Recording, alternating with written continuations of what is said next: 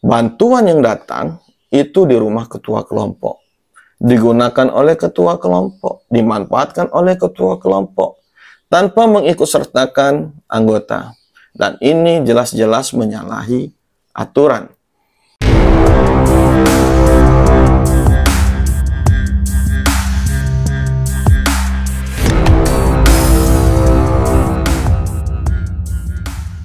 Assalamualaikum warahmatullahi wabarakatuh. Jumpa kembali bersama Bang Yarta PPL. Apa kabar Sobat Tani semua? Semoga selalu dalam keadaan sehat dan berbahagia. Sobat Tani, bunga melati harum baunya, warnanya putih, indah bentuknya. Kelompok tani penting bagi kita, demi kemajuan kita semua. Sobat Tani semua, secara sederhana, kelompok tani adalah kumpulan, baik itu petani, peternak, atau pekebun, untuk meningkatkan serta mengembangkan usaha anggotanya. Permentan nomor 67 tahun 2016 tentang pembinaan kelembagaan petani.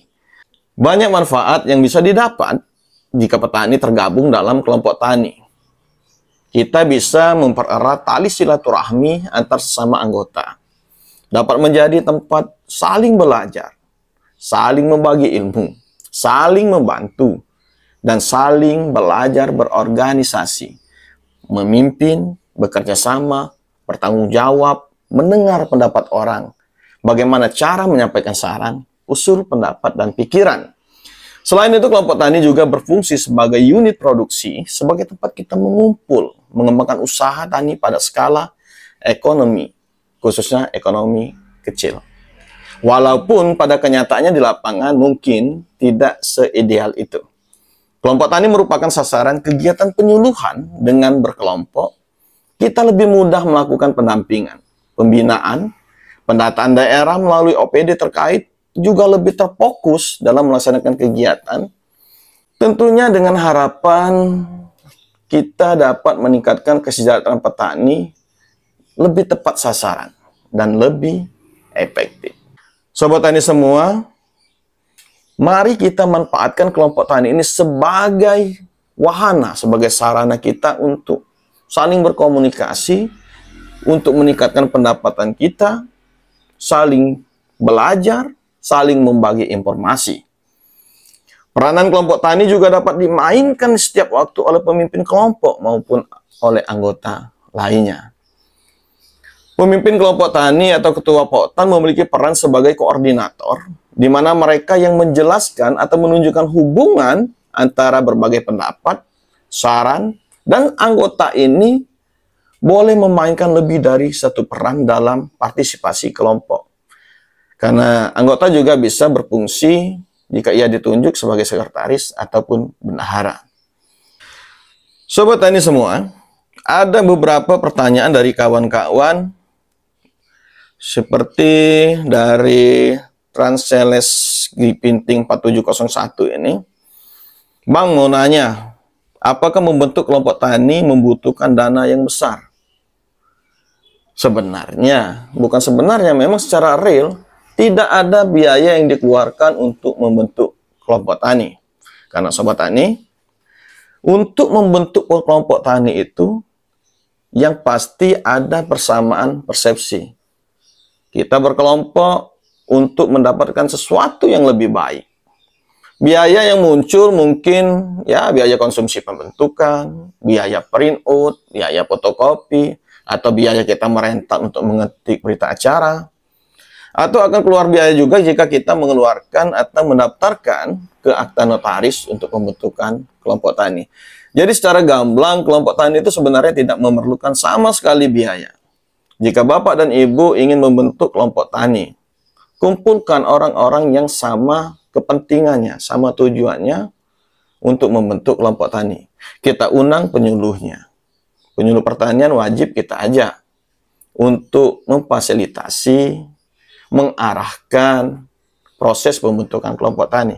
Karena nantinya akan ada berita acara pembentukan kelompok tani, ada absensi, dan berikutnya mungkin pengurus desa, bisa Pak Lurah, bisa Pak Kades atau perangkatnya, diusahakan untuk hadir menyaksikan pembentukan kelompok tani.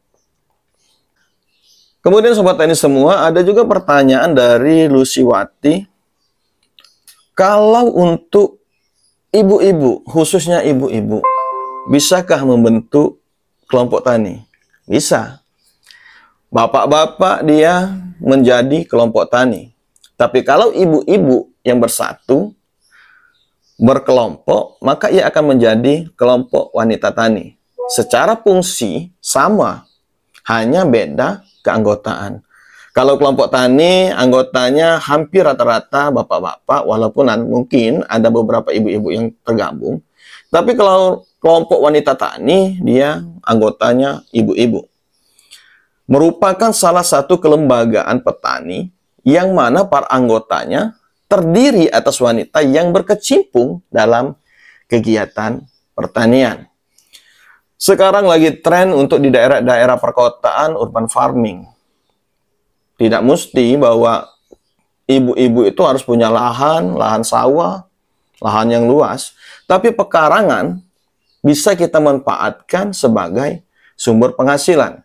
Sehingga banyak kelompok wanita tani yang terbentuk dari bersatunya para ibu-ibu untuk memanfaatkan pekarangan mereka. Yang dulunya mereka membeli sayur, membeli ayam itu ke pasar, sekarang mereka bisa mengambilnya dari halaman mereka sendiri. Sehingga kelompok wanita tani ini menjadi sarana mereka belajar. Mungkin ada sepetak lahan kecil yang bisa dijadikan demplot, atau juga ada sepetak lahan kecil yang bisa dijadikan rumah bibit untuk bibitnya nanti dibagikan kepada anggota kelompok wanita tani. Kemudian ada pertanyaan dari Dani Duta ini. Berapa lama jangka waktu pengurus kelompok tani? Apakah seumur hidup? Tentu tidak. Jadi artinya Sobat Tani, masa kepengurusan kelompok tani ini tergantung dari anggaran dasar, anggaran rumah tangga yang telah ditetapkan atau diputuskan waktu musyawarah kelompok. Ada beberapa poktan yang menetapkan kepengurusannya selama 3 tahun. Ada juga yang menetapkan kepengurusannya ini selama 5 tahun. Tergantung dengan kesepakatan di saat pembuatan anggaran dasar, anggaran rumah tangga. Jadi bapak-bapak dan ibu tani kadang-kadang memang kelompok tani ini dia merasa nyaman dengan pengurus yang lama. Sehingga pengurus ini tidak berganti-ganti dan ini banyak terjadi di mana-mana. Ada juga yang ketua tidak mau turun.